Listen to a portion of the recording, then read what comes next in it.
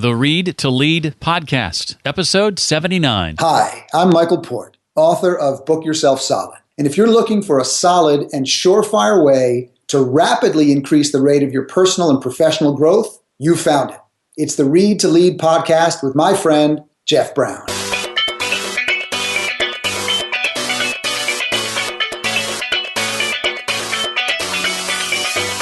The real danger that I often talk about is not the horrible job, it's the good enough job. Because a good enough job will woo you to sleep, and you'll wake up 10 years later at a job you wanted to stay at 1 year. Welcome to the Read to Lead podcast with Jeff Brown. Jeff believes that if you desire to achieve true success in business and in life, then consistent and intentional reading is a must. The Read to Lead podcast will not only help you narrow this ever-important reading list, but also bring you key insights and valuable feedback from some of today's most successful and inspiring authors. And now, here's Jeff. Welcome. You found the podcast dedicated to your personal and professional growth, where each week we sit down with a successful and inspiring author and talk about their latest book and their thoughts on leadership, personal development, career, marketing, productivity, business, entrepreneurship, and more. And in today's episode, we're going to chat with Jon Acuff. He's the author of Do Over, Rescue Monday, Reinvent Your Work, and Never Get Stuck. I plan to ask Jon for help with addressing the two things that, if we're not careful, will ruin our career do-over. The idea that giving a relationship what it needs starts with identifying the type of relationship it is, walking you through the two-step process of uncovering skills you maybe didn't even know you had, and quite a bit more. The educational site lynda.com is helping make this episode possible. To take advantage of their free 10-day trial and have access during those 10 days to 100% of their video tutorials, just visit readtoleadpodcast.com/Lynda. And to enjoy the latest business books in summary form, check out Blinkist, where you get access to summaries of your favorite business books in both written and audio form. To find out more, readtoleadpodcast.com/Blinkist. Recently, I asked here on the show for you to consider voting for the Read to Lead podcast at this year's 10th Annual Podcast Awards in Las Vegas. Those awards were last week, and I'm sorry to say Read to Lead did not win, but there was some very stiff competition in that category, including several offerings from NPR like Marketplace, Planet Money, and others. Also the Startup Podcast, The Dave Ramsey Show, Pat Flynn's Smart Passive Income, several others. The eventual winner was Freakonomics Radio. So congratulations to the folks there for winning Best Business Podcast. Our hats off to them. And though we didn't win, if you helped cast a vote for the Read to Lead podcast, I really appreciate it. Thank you very much for believing in what we do here and for helping us to continue doing it week after week.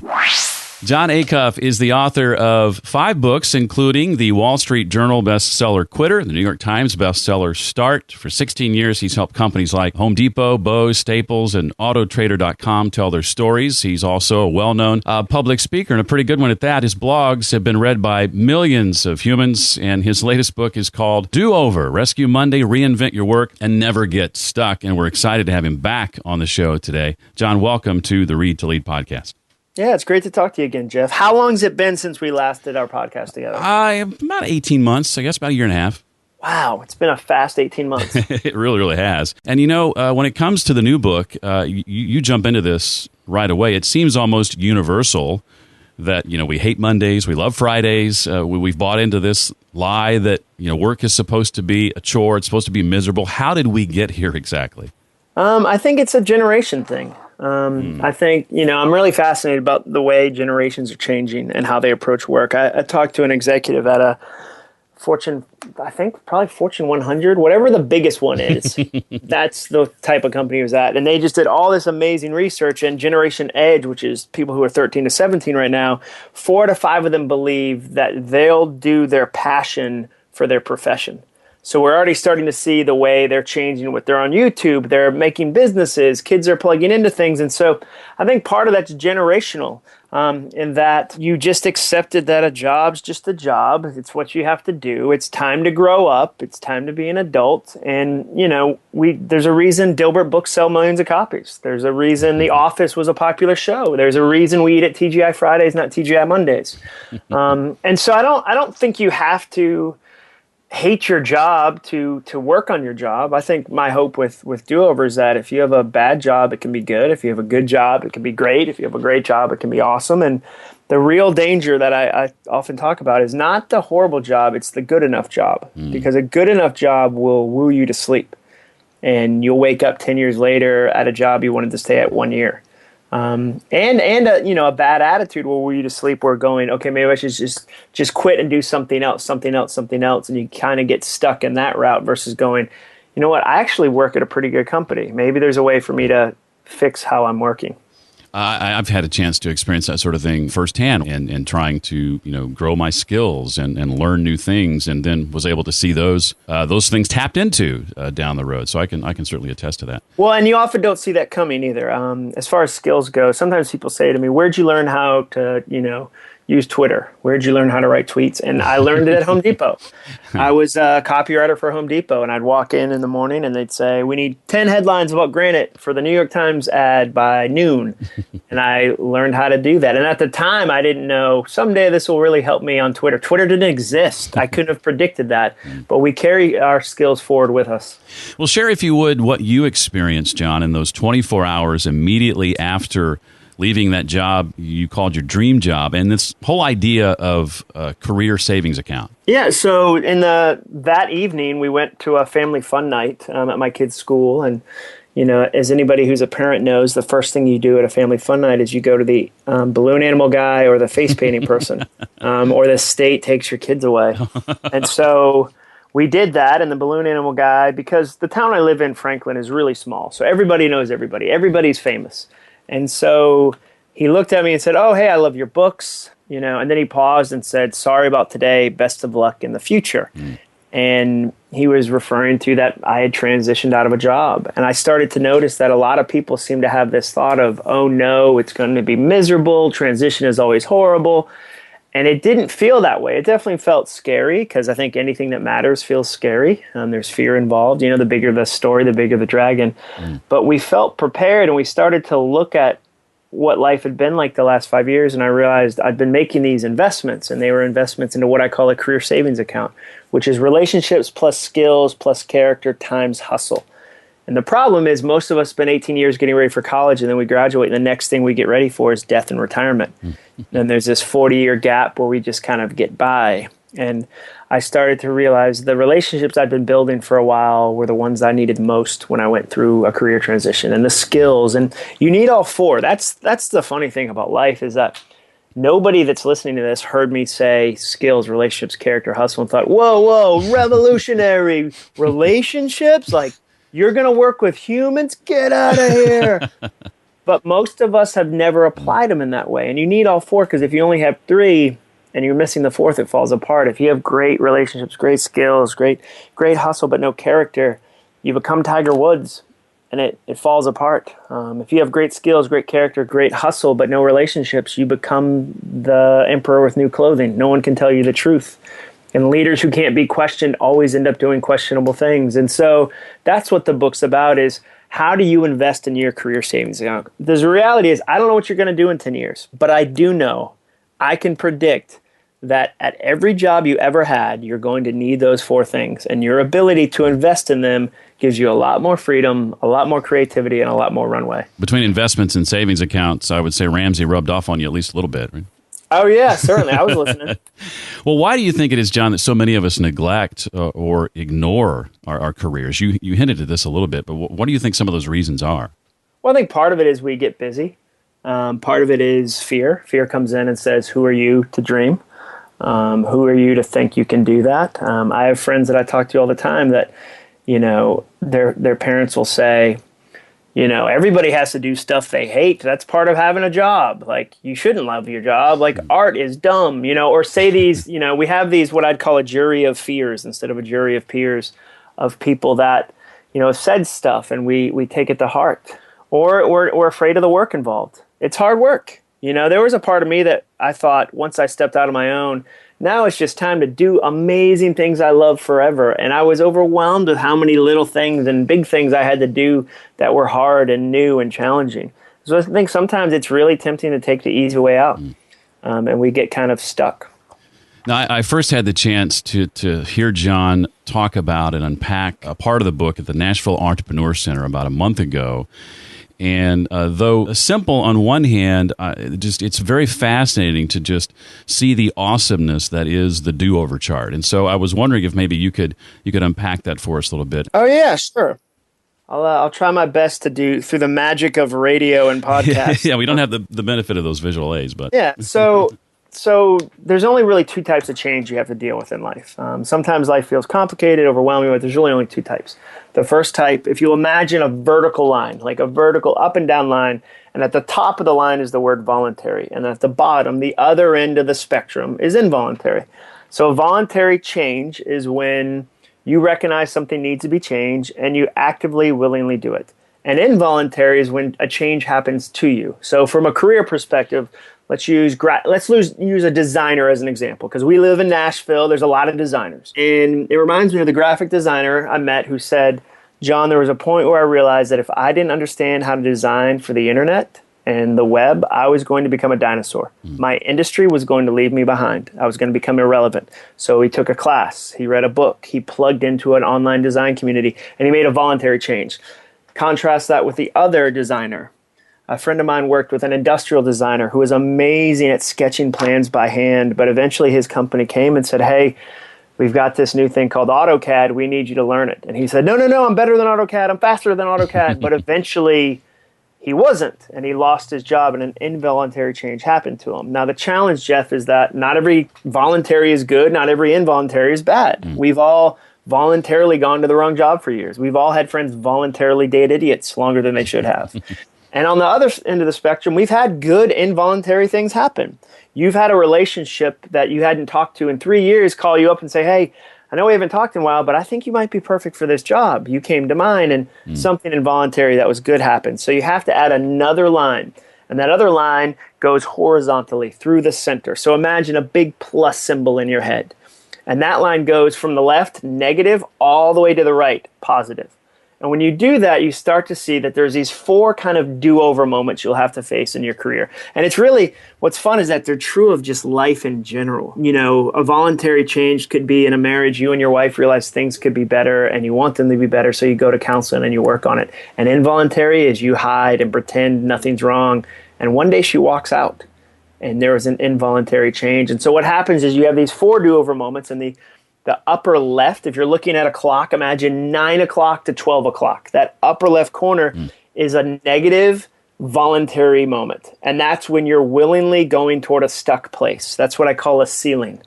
And you're stuck. And that could be 70% of Americans who are dissatisfied with work but don't do anything to change it. That can happen to companies. The New York Times in this great article asked, why didn't Kodak create Instagram? Why didn't Polaroid create Instagram? And they didn't, because companies get stuck. They start with innovation and risk, but then if it goes well, they move into protection mode. And they start to protect themselves. And I can get stuck. I mean, right now, I'm in a place where I asked a bunch of high schoolers, because I'm a blogger, I said, raise your hand if you read blogs, and none of them raised their hand.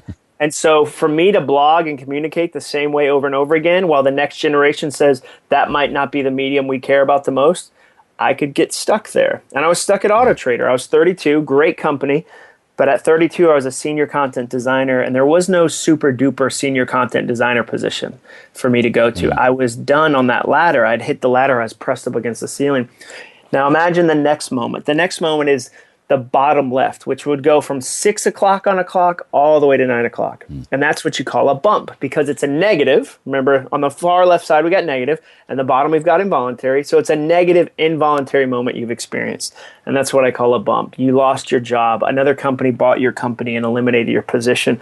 Or maybe it's something smaller, but still painful. You know, a manager recruited you. You had a supporter. You had a super fan, and they brought you to a new company. And then your first month, that manager left to another company. And you find yourself vulnerable. And you've gone through a bump moment. Now, on the right side of the chart, the upper side from 12 to 3, the upper right corner is what I call a jump. It's when you do something positive and voluntary. You move to a new city. I mean, good grief, Jeff. Nashville is a jump city, isn't it? It's full of people who have jumped here to try something. You read a book, you listen to a podcast, you take a class, you start a blog, you say, I'm going to do something positive and voluntary to change my life. And then the last do-over moment you experience is the bottom right-hand corner, which goes from 3 o'clock to 6 o'clock. And that's what I call an opportunity. That's something awesome, something positive that was unexpected, something out of your control that happened. I met a CEO in Benton Harbor, Michigan of a bank, and I said, how'd you become CEO? And he said, well, I was working for a few years as a teller, and then my manager got arrested for counterfeiting checks, and her job opened up. Now, do you think in his 5-year plan, he wrote down, work really hard for 3 years, and I hope at the end of year 3, somebody goes to jail for 5 to 7 for counterfeiting checks and a position opens up? Of course not. That's why when people tell me their 5-year plan, I just think that is adorable. Like, you think that's what's going to happen? That is so great. That's so optimistic, you know. And so life would be amazing if we could only go through the right side of the chart, only make really amazing decisions, like wicked awesome decisions. We're eating kale, like we're doing great decisions, or we're experiencing awesome surprises. But you and I both know that's not how life works. That's not how a career works. You're going to go through all of those do-over moments. So the book is really about how do you navigate them, and you navigate them with the career savings account, because one of those investments is something you need in each of those do-over moments. I once worked at a radio station where the only way I realized I was going to move up was if the elderly general manager died. And then the elderly general manager died, and so I was able to move up. True story. Yeah, exactly. Yeah. Promotion through death. And I mean, but it can be like, I've seen places where somebody's fallen in love and they move to another city, and that position opened up. And again, you didn't control that. You know, and so that's why I try to, it's a balance, and you walk through all four. And I mean, some of your listeners right now, especially if they're business owners, like a small business owner, you went through all four of those do-over moments by 9 o'clock this morning. Like before the first coffee had set in, you were like, yep. And so it's not about avoiding them. It's about really kind of leaning in them and figuring out how to navigate them.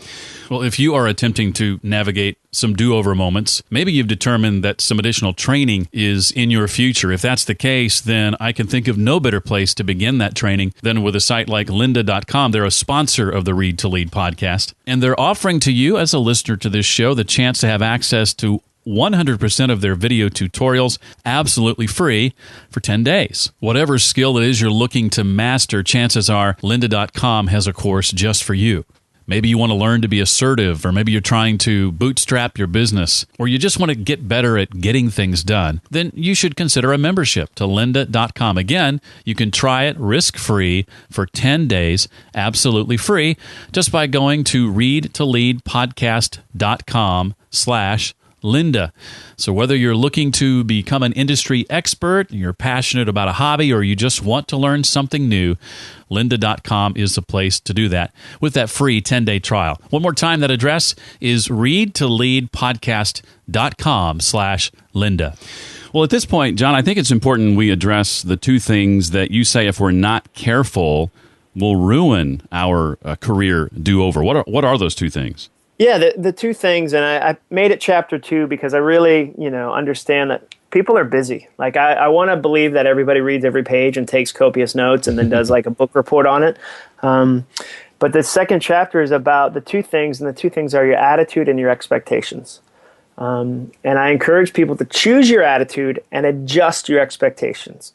And by choose your attitude, I mean, don't try to change it right away. I mean, that's exhausting. Changing your attitude can take years, but each day we get the choice. We get to choose that I'm going to work as hard as I can today, even if it's a job I don't love.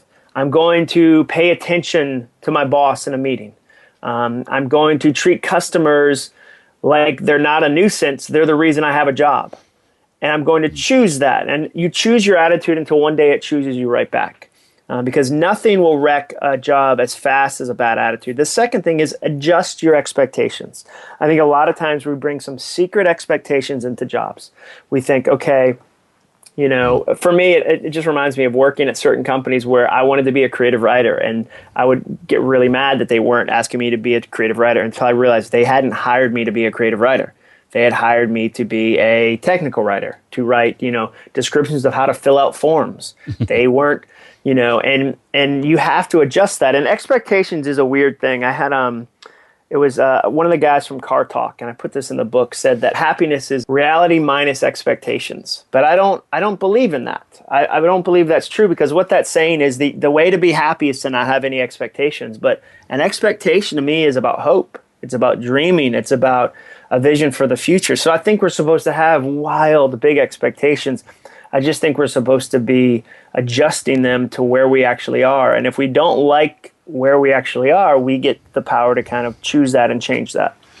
Now, I want to take a few minutes, John, to dig a little bit deeper into each of the career investment areas. John, by the way, dedicates a section of the book to each of these with several chapters to each.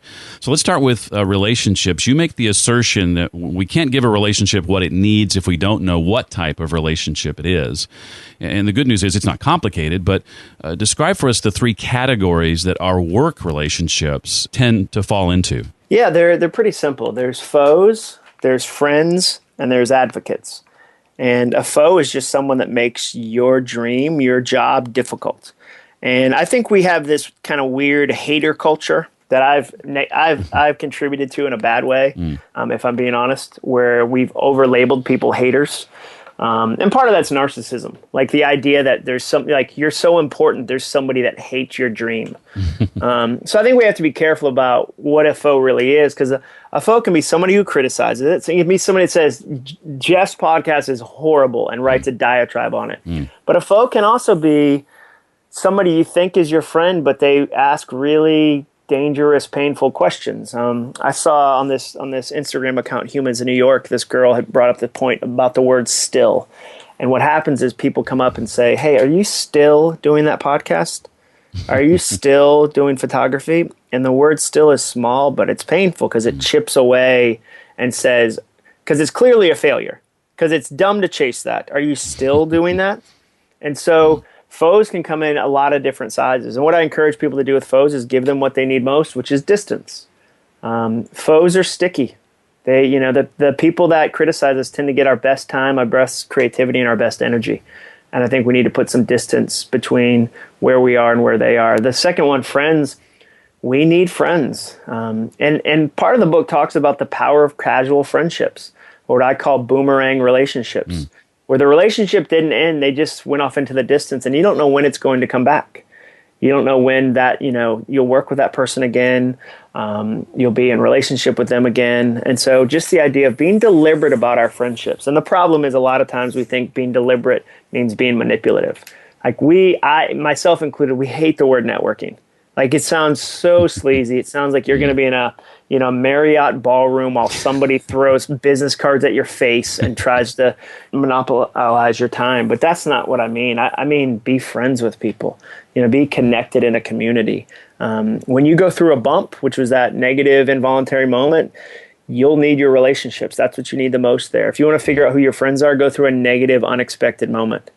And the people you thought would run to you often disappear. And the people you didn't know even knew you existed are the ones who show up because of your relationships. And the last one, advocates. Difference between a friend and an advocate is a friend is someone you share your day with. An advocate is someone you shape your career with. We need mentors. Maybe you'd like to use the word mentor instead of advocate. We need people that are ahead of us. And we have this tool, the careersavingsAccount.com, where it's 12 fun questions that give you a quick look at your career. And 63% of the people who have filled it out, we've had about, I think, 3,300 people, 63% of them didn't have a mentor. They didn't have an advocate, somebody ahead of them. And so I really believe that we need people that are 10 years ahead of us to tell us what really matters. I'm 39. When I have a 49-year-old writer say, hey, I've been where you are, and these 5 things I thought were the most important things, they weren't. This one thing was. That gives me a shortcut. That gives me kind of a hack, if you will. And I think that's important. And we need people that'll tell us the truth. And so that's kind of how I look at relationship. And the book is full of helping you figure out what relationships you're currently in and what they need and how to build more. I've had people ask me, Jeff, who listens to your show? And oftentimes my answer to that is it's me 5 years ago, or it's me 10 years ago, trying to help those who were at that place I was, trying to search for who I was and reading the right books and that sort of thing. Exactly. John, when it comes to skills, you say that we have more than we think. So walk us through this 2-step exercise designed to help us uncover skills we maybe haven't thought of. Yeah, it's interesting because I think a lot of times the things we're good at, we have a hard time recognizing, or we discount them. And, I meet so many people that I have this conversation with. A couple of days ago, met somebody who'd been a flight attendant for 20 years. And she had to realize and recognize that one of her skills was interacting with people. She had probably 10,000 interactions with different people in different situations from all walks of life. So for her going forward, as she looks for other roles or other jobs, she has tremendous people skills that she can build on. And so I think a lot of times we forget how to recognize what skills we have. So I encourage you with this note card exercise because I'm a big believer in the power of writing things down because scientifically it's so much better for you, is to ask a couple questions. What are you good at? And forget humility in this moment. No, nobody's watching this except you. You don't have to fake it. What comes naturally? I call these kind of the this skill, where it's something you're good at that you think everybody else has and we don't have it. What do people pay you to do? What are you afraid of? And that's a counterintuitive one, but the reality is sometimes the thing we're most passionate about, the skill we have, terrifies us. Writing is a scary process to me because I love it so much and I want to be good at it. And so sometimes I'm afraid of it. And then, simple kind of a smaller question would be, if you wrote an ebook, what would the topic be? Let's say tomorrow that, you lose your job, you've lost all your money. The only way to kind of save things is to create a quick, short ebook explaining how to do something to somebody else. What would the topic be? Let's say it was a trilogy. You had to do 3 different books. What would the topic be? And so my hope with an exercise like that is I kind of smoke out some of those skills that might have been hidden or you might have been discounting because they come naturally. So that's the first part. The second part is you start to look for patterns. You start to say, wow, these 4 skills are related. These are things that, I'm really good at. I met an optometrist in Houston. And she had sent these handmade dolls to my children. And my wife is a crafter. And she said, John, you don't understand how good these are. And she started to show me the details and just how precise they were. And when I met her, she told me she was an optometrist. And of course, she's great at precision. She deals with the eye, like this amazing little machine.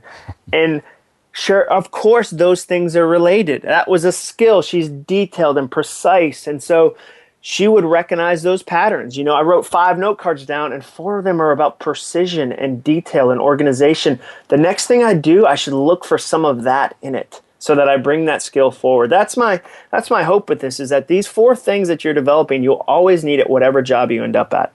There'll never be a job where they go, we wish you had less character.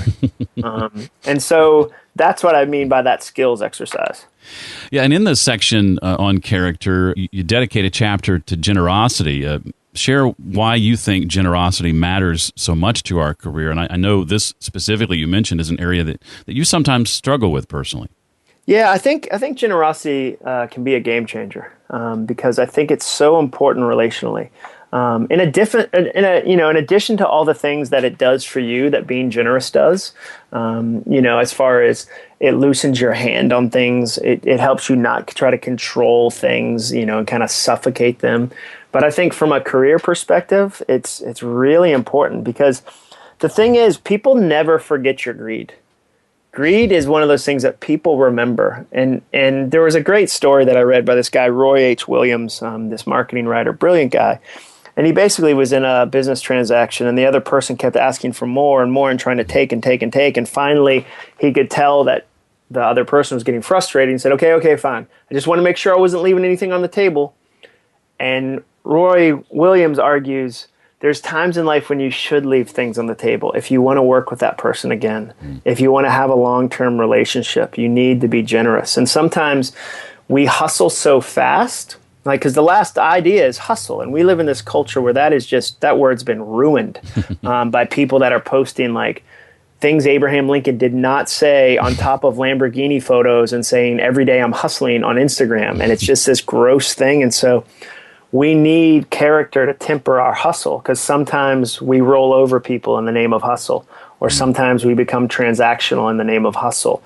And we need generosity to step in and go, no, we're going to give more than is expected. And we're going to create relationships where we serve people. And that's the long-term play. The short-term play is try to get everything you can, burn out the relationship, create shells of people as you roll through them. The long-term, for me, smart thing to do, the character thing to do, is to build relationships that are based on generosity. So this career savings account we've talked about, we've touched on relationships, skills, and character. We then multiply those by hustle. And John says this is when fear can really start to creep in. John, what are the 2 questions that our fear is most likely to prompt at this point? Yeah, fear is funny how it does tend to wait for certain moments where it'll give you some space. And you'll think, okay, like things are moving along. And then you try to kind of step out and it gets really loud. And the first question is, what if I don't have what it takes? Like, what if I don't have what it takes? And the real danger of that question is that we never define it. We never stop and go, okay, what does that mean? What is the it I'm talking about? I had a friend of mine, Kyle Chowning, who I'm in a mastermind with, really challenged me on this kind of idea. And this was about 6 months ago. And I said, okay, I'm nervous about the book launch. And I said, I'm really nervous. And he said, well, what's your goal? Which is him asking me to define it. He said, what's your goal? I said, I want it to go well and do great. And he said, well, that is a terrible goal. And I said, what do you mean? He said, you're a perfectionist. Your drug of choice is failure. And so you never want to define the goal so you can just constantly keep failing. And he said, let's define what that goal is. And that's what I encourage people, like, let's define it. Because fear wants you to remain vague. And so if we can stop for a second and say, okay, what is it? What's the thing I don't think I have? Why am I pretending everybody else has that thing? Like whenever somebody, and part of it is Instagram and social media makes everybody look like they've got their whole lives put together. And you think, okay, everybody else has it. I don't have it. And so that's the first question is, how do you kind of, sit there and break apart that? The second question is, what if I pick the wrong thing to hustle on and I miss my opportunity?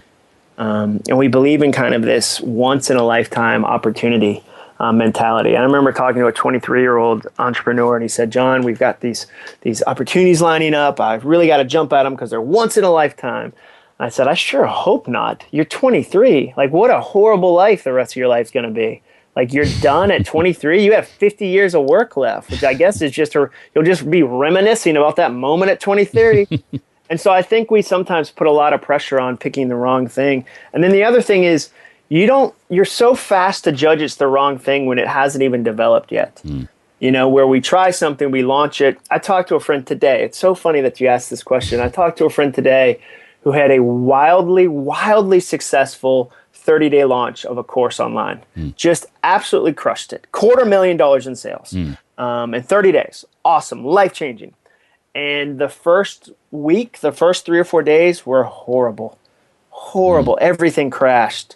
He had told his whole tribe, this is the thing, and everything crashed. The site crashed. Nothing worked well. No sales were coming in. He said, I wanted to stop. And I think sometimes we live in this culture where we give our dreams an hour to kind of develop. We give them a week, we give them a month, whatever. And then we go, it's a failure. I picked the wrong thing. It's a failure.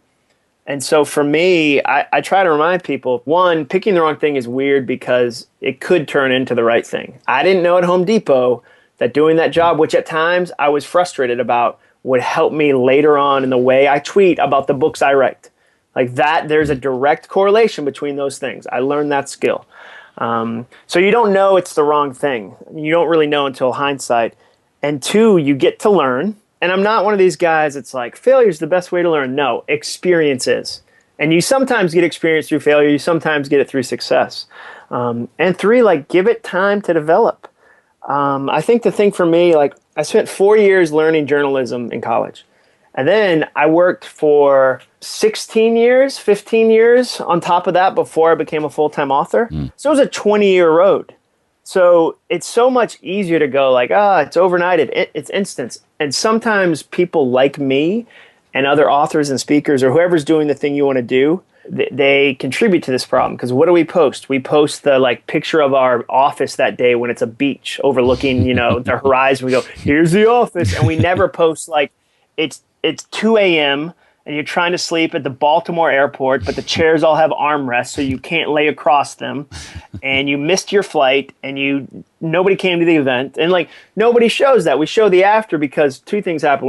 We think that's how you inspire people. Like, I got to make it look like it's awesome, so I'm sorry. Or you're trying to sell them how you did it, and so you're selling a product, and so you create this facade, and then it contributes to the idea that it's going to happen overnight. And so, those are the things that I push back on fear with. And they still get loud for me, but I still keep pushing back on them. Well, I think I asked you this 18 months ago, but in that time, John, what are a couple of books that are pushing your buttons this time around? Yeah, What to Do When It's Your Turn by Seth Godin. Mm-hmm. That one, like, good grief.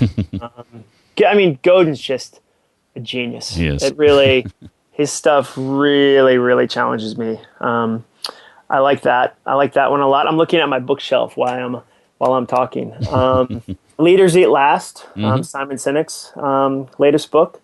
I think he's absolutely brilliant.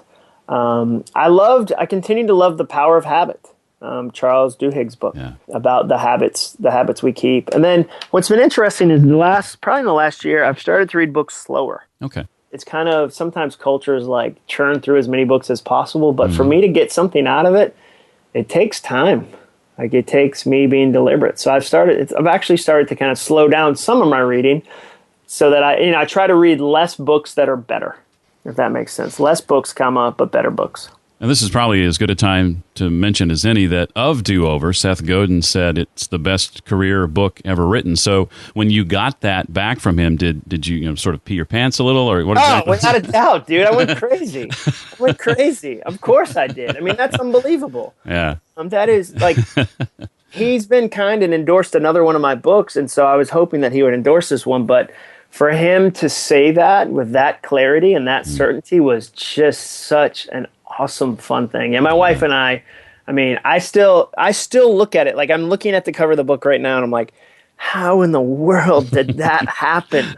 Like, that is, so yeah, I'm blown away by that. And he's, for me, like, you talk about leading with honesty and generosity and insight. I think we're all just, like, at least guys in my space, girls in my space are trying to do what Seth Godin does and has done for 20 years. He started me down on this path of just developing this love for reading with Purple Cow some 12 or 13 years ago, and it's in large part why I do this podcast. So yeah, I'm right there with you.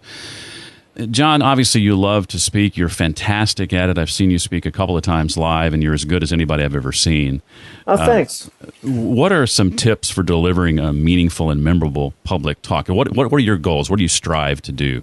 I strive to connect with the audience. The moment you step on stage, there's a gap that develops between you and the audience, and that, like, you're the one the light's on, you're the one with the microphone, you're the one talking. And so I try to connect with the audience. I try to be honest with them. I think old school leadership said, if I share my weaknesses, people won't trust my strengths. I think new school says, if I pretend I don't have weaknesses, they won't trust my strengths. So I try to be honest. I try to have fun with it. Laughter really matters to me. And so I try to make an audience laugh. I'm really trying to focus on writing the ending with as much focus as the beginning, because it's really tempting as a speaker to write a really solid opener and then kind of let the end kind of develop organically as you finish. So I'm learning things like that. I'm learning, transitions, like how do I transition between ideas? And there's little things like, I don't know if I'll ever do a book on public speaking, but I do love to talk about the nuances with people. And I've only done it for, 7 years or so. So I'm by no means an expert at it. But I've been fortunate to learn from other folks. And so just little things like ask everybody how much time you have to speak. Like, ask multiple people. Because I just, like, 3 weeks ago, I saw somebody that the back room told him he had 95 minutes and the front of the house only gave him 60. So in the middle of the speech, it ended because his time was up. And so that's one of those little things that if you're going to be a speaker, be super clear on how much time do I really have on stage and have fun with it. Like, people can tell when you're not having fun with it. And they know, and when you're being dishonest, audiences can read fakeness and kind of posture and, from a million miles. And for me, I try to do it a couple times before I actually give it live, but not to have it perfect, because I got into a space, and I think I put this in another book, where I was rehearsing so much that it sounded rehearsed and it sounded fake. Yeah. And some people called me out on it, and that wasn't fun to hear. But you know what? They are right. And so now I had this guy, Lanny Donahoe, say to me, the best parts of a speech are when they happen for both you and the audience at the same time. And that takes a lot of bravery. Like, that's not easy. But man, is that fun when it does.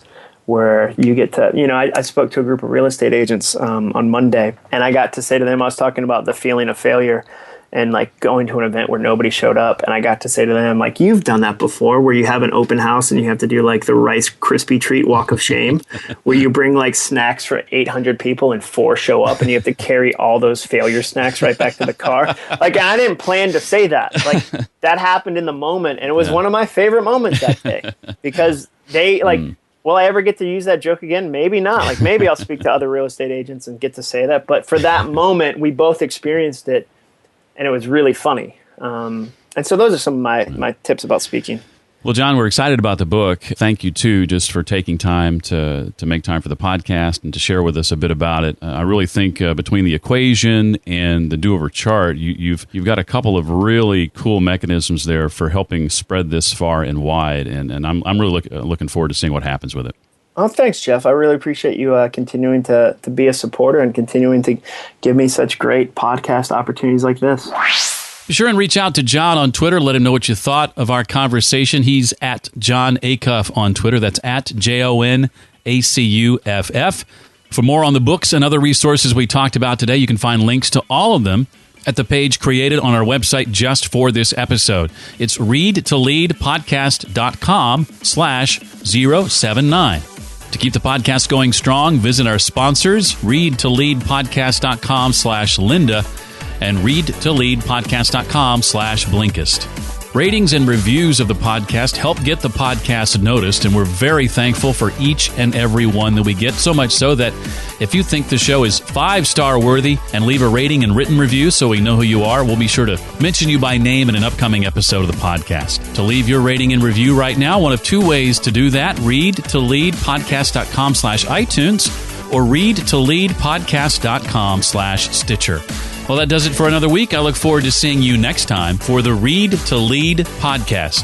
Thanks so much for listening to the Read to Lead podcast. As a subscriber, we challenge you to be more than just a passive listener. Become a vital member of the community. Visit us on the web at readtoleadpodcast.com. Until next time, remember, leaders read and readers lead.